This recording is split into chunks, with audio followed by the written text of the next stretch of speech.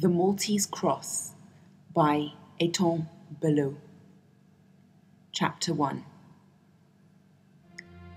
The rattle of a spring rain crashing down on the roof of the Novel.m4v train station mingled with the hum of conversations of a large crowd that waved emotional goodbyes to hundreds of soldiers. On a cool April morning in 1940, just after daybreak, standing on the platform on his way to join his unit, Julien held Odette in a tight hug with one arm, while in the other he held their young son, Armand, not yet 3. Odette sobbed with her face buried in his chest, while Armand fiddled with his father's medallion and the small gold crucifix that hung around his neck. Julien's parents stood by, expressionless, staring grimly into the distance, with his father's arm locked tightly into his, as if hoping by those means to prevent Julien's inevitable departure. "Odette," Julien said, trying to comfort her. "Odette, ma chérie, don't cry." She looked up and kissed him several times, then wiped his face wet with her tears. "Please, darling, I'll be fine. Home before you know it." "Oh, Julien," she said, her words left hanging in the air. Odette started at the shrill sound of the train's whistle and looked up. The call of "All aboard!" resonated above the din. Desperate farewells with shouts of "Don't forget to write!" and "I love you!" repeated many times over, called to the young men in uniform as they boarded the train. Once aboard, arms seemed to sprout from every window, grasping for one last hold, one last touch of a beloved's hand. Then the station attendant signaled their departure. Abruptly, like a Chinese dragon roused from its slumber, with hisses and growls, the train began to stir, and after its first tentative moves, slowly snaked its way out of the station. A sea of humanity followed behind, at first at a brisk clip to keep up with it, then at a trot, and finally, as the speed of the train increased, the crowd thinned out to just a few individuals, for the most part women of various ages who, unable to reconcile themselves to the separation, ran after the train as far as the platform would allow them. Then, even after the train had disappeared from view, they stood alone, oblivious to the rainstorm, drenched, forlorn figures, staring into nothingness.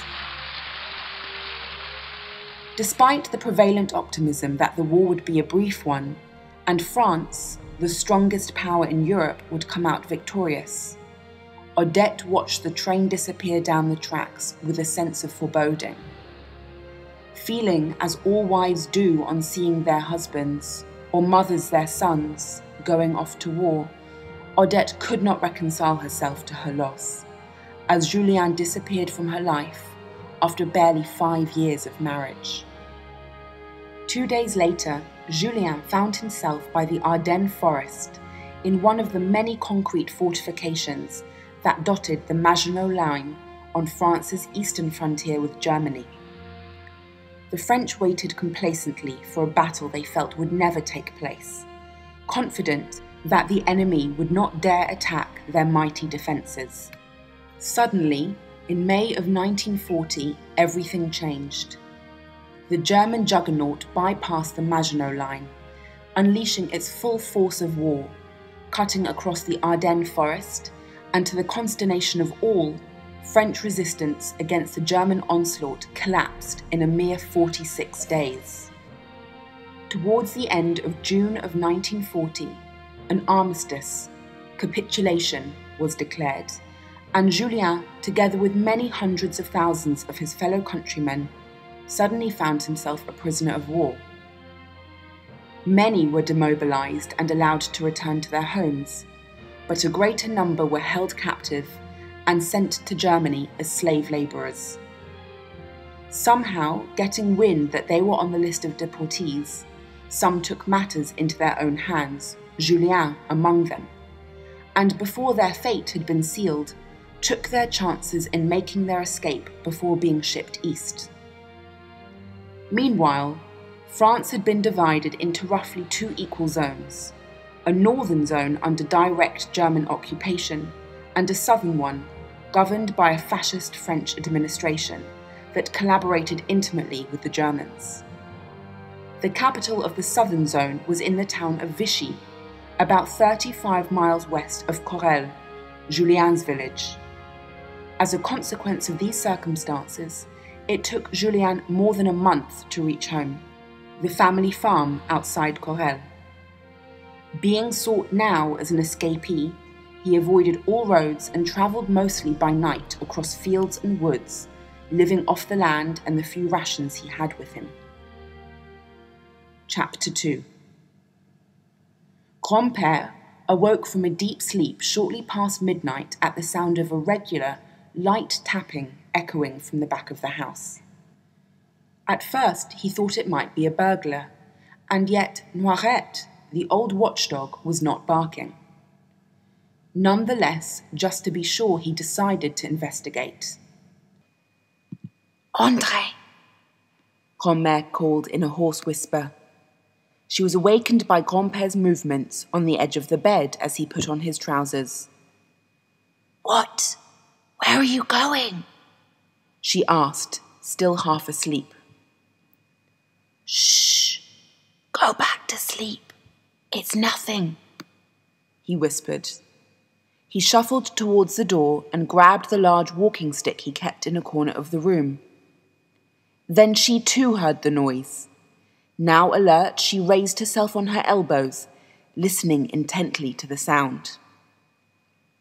What's that? She whispered to her husband.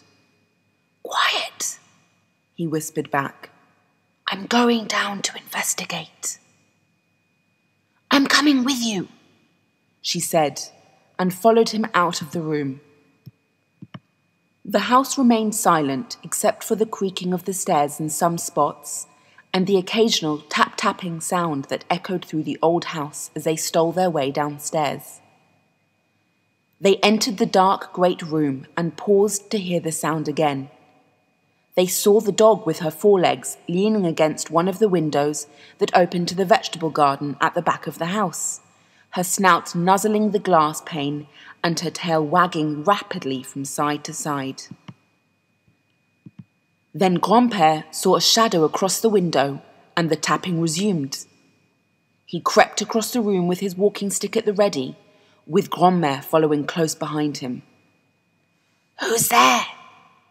He asked in a hoarse undertone. The tapping stopped.